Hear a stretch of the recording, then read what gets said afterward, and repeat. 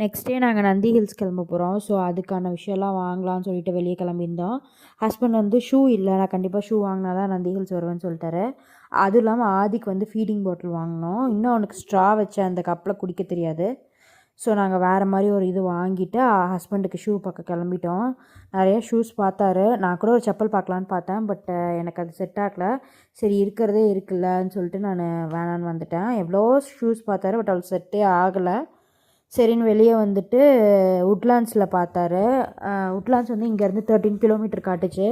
So evening time அங்கே போயிட்டு திருப்பி ரிட்டன் ஆகிட்டு நெக்ஸ்ட் டே ஏர்லியாக கிளம்புறதுக்கு கஷ்டமாக இருக்கும்னு சொல்லிட்டு கலேரியா மால் போயிட்டோம். மேக்ஸ் தான் பார்க்கலான்னு சொல்லிட்டு. செம்ம டிராஃபிக் மழைனால ஒரு 100 மீட்டர்ஸ் போகிறதுக்கே வந்து எங்களுக்கு ஒரு 15 மினிட்ஸ்க்கு மேலே ஆயிடுச்சு. சரின்னு மேலே போயிட்டு ஃபஸ்ட்டு லைஃப் ஸ்டைல் தான் பார்த்தோம். லைஃப் ஸ்டைலில் நிறைய கலெக்ஷன்ஸ் இருந்தது, நல்ல ஆஃபர்ஸுமே இருந்தது. பட் எங்களுக்கு பெருசாக சாட்டிஸ்ஃபேக்ஷன் இல்லை.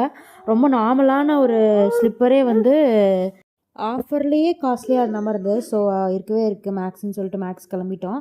ஆல்ரெடி மேக்ஸ் ஒரு 2 வீக்ஸ் முன்னாடி போய் பார்த்துருந்தாரு. பட் அப்போ பெருசாக கலெக்ஷன்ஸ் இல்லாத மாதிரி இருந்தது.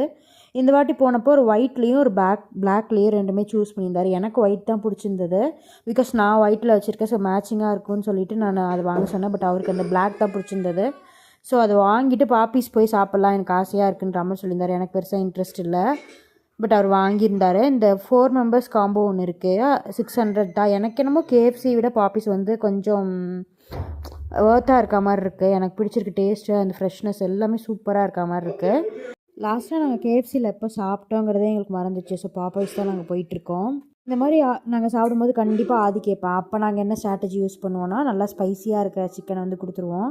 ஒரு 2 வாட்டி வாங்கிட்டு அவனே வேணான்னு சொல்லிடுவான். அப்புறம் ஆஸ் யூஷுவல் அவனுக்கு எதாவது பிடிச்ச ஒரு பாட்டு போட்டோம்னா அதை பார்த்துட்டு எங்களை பெருசாக ட்ரபிள் பண்ணாமல் உட்காந்துட்ருப்பான். ஆக்சுவலி நாங்கள் வெளியே போனதே நான் பார்லர் போகணுங்கிறதுக்காக தான். இவரோட ஷூ அது இதுன்னு பார்த்துட்டு எதுக்கு வெளியே போனோமோ அது பண்ணாமல் வீட்டுக்கு திரும்பி வந்துட்டோம். Meet you in next video. Bye.